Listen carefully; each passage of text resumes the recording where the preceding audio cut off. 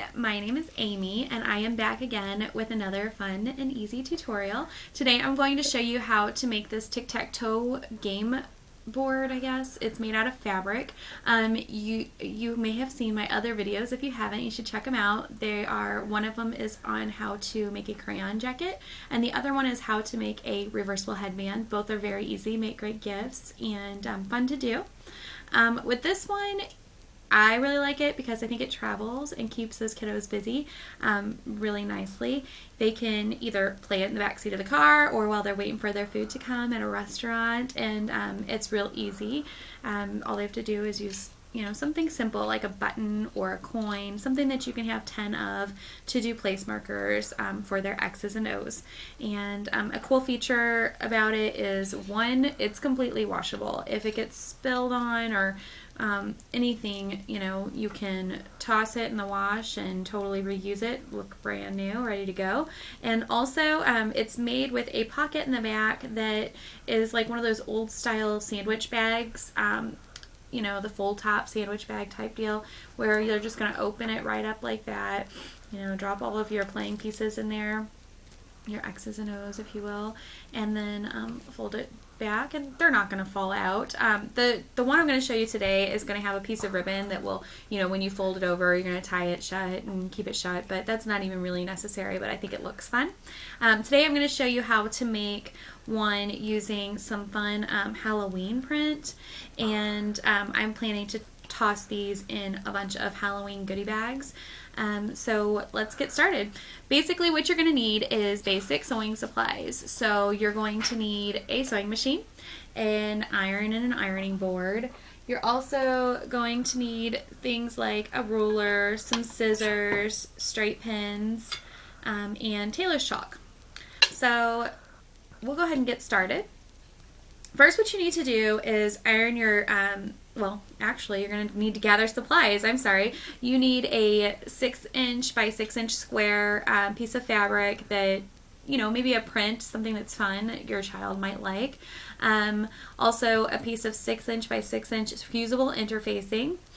A piece of ribbon. You can use, 10 to 12 inches of ribbon is probably plenty. And then you're going to need 2 rectangles that measure 6 inches by 3.5 inches and one that measures 6 inches by 5 inches approximately.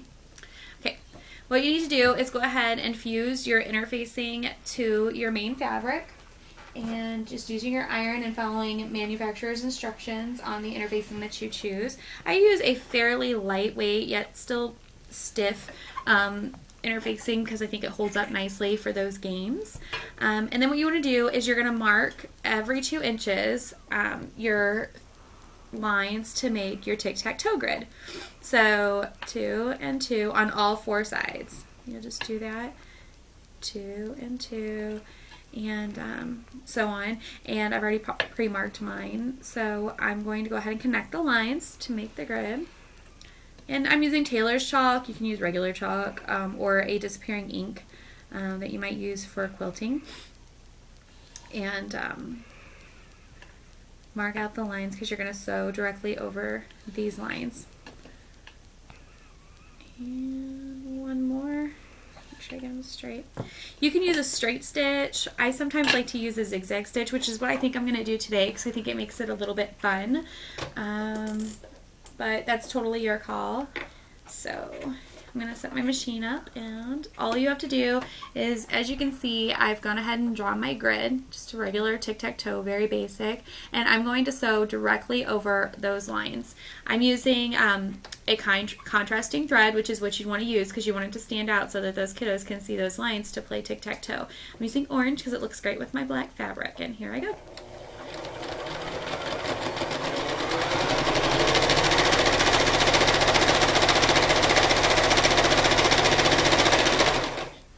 And I like to turn it around with the needle staying in the down position and sew right back over that same line, just so that you get a very nice, bold line for your grid.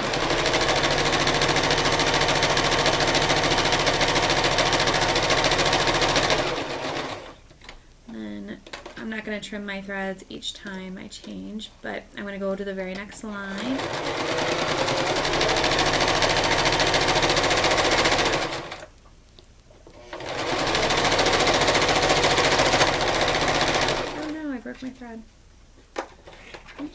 fix that real quick. I knew I was getting some tension there.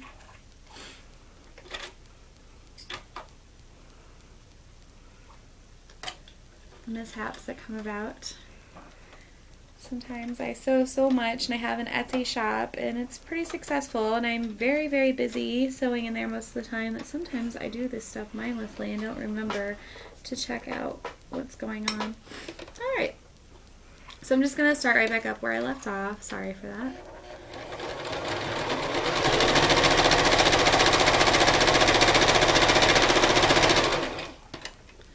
And again, I'm just going to go right back over.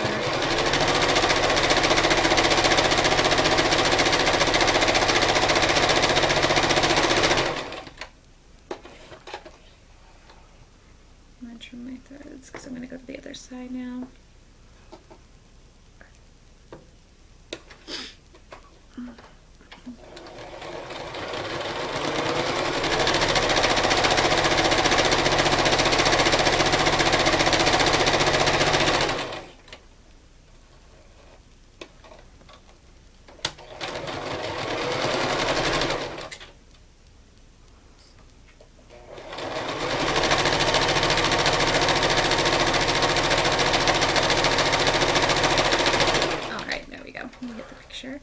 So go ahead and trim it so it looks nice and neat, gift worthy, you might say.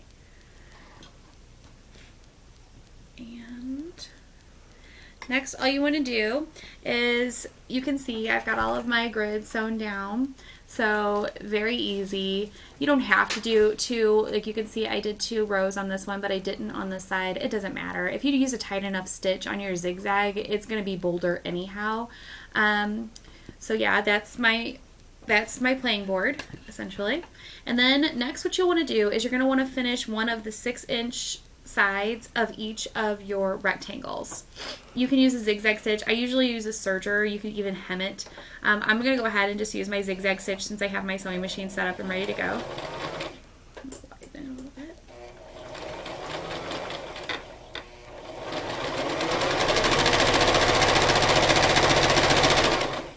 And then I'm going to do one of the 6-inch sides on the smaller rectangle also.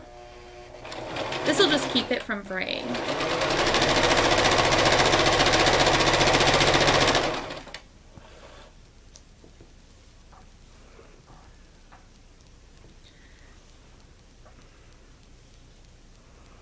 Nothing too fancy.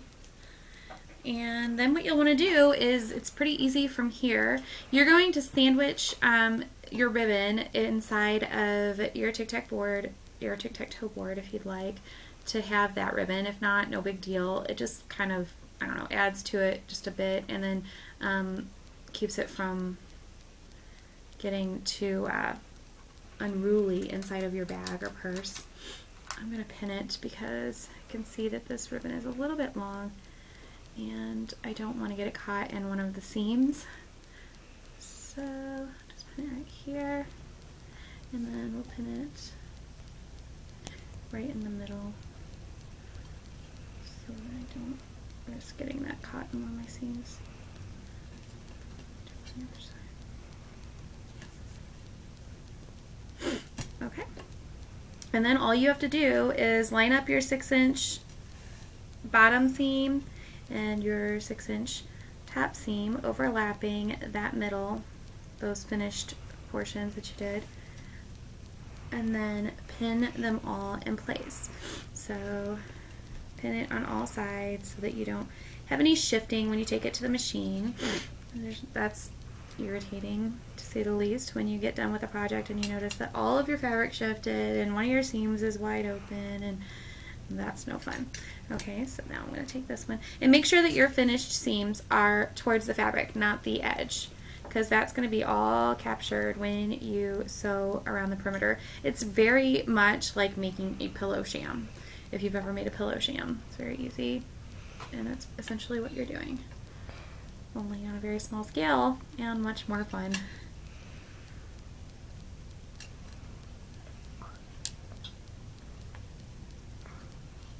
So there we go, I've got all my pins set. And now all you want to do is take it to the machine, and you're going to sew using, I don't know, maybe a 1/4 inch of seam allowance around all 4 edges, and I use a straight stitch on this part. And you don't have to really worry too much about fraying at this point, because this is all going to be inside. You could certainly use a serger if you have one, and I do have one, and use it often. It works great. So here we go.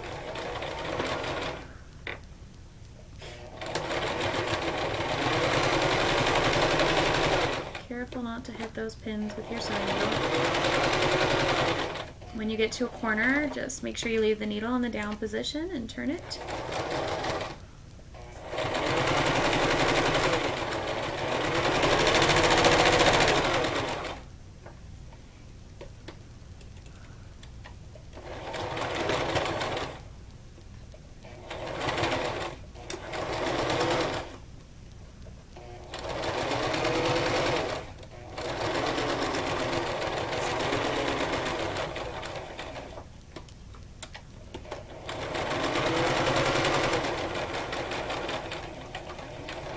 I've gotten to the point where I've got that ribbon tucked in, and I'm going to just back stitch over it just to secure it a little bit better. And one last little bit. Back stitch it, finish it nicely, pull it out of the machine.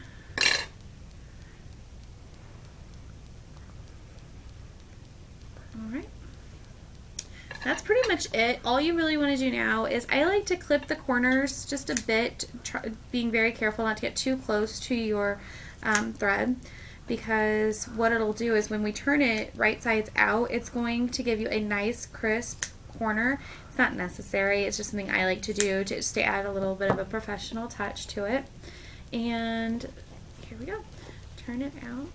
And you can, at this point, you can use something like a turner, a tool that you can buy to push those corners out. I even use a paintbrush handle. You can also just use a pin to prick it and pull it out, pull out that corner. But if you've cut your corners nicely, you won't really have to worry about them not looking nice and crisp, because that really does help get it there. Okay, I'm going to untie my little knot here. And then all you have to do now is, just like I said, work out those seams.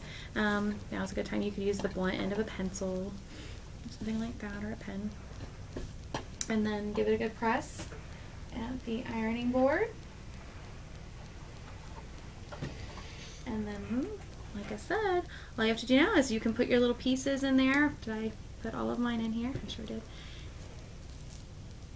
And just play tic-tac-toe, and when they're done, take them all up, drop them right down in the little pocket, roll it up, and then using your ribbons to secure it, tie it in a nice neat little bow.